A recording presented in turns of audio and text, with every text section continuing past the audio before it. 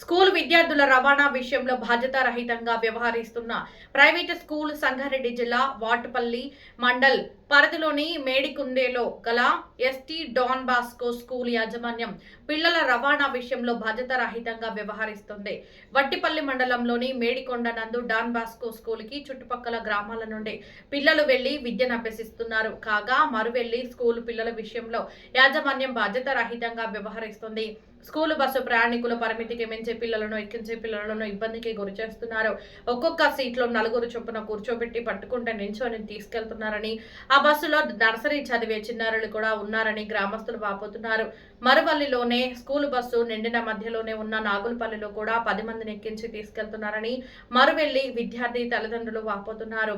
పలుమార్లు ఈ విషయం స్కూల్ యాజమాన్యానికి తెలియజేసిన ఫలితం లేకుండా పోయిందని వారు చెప్పుకొచ్చారు.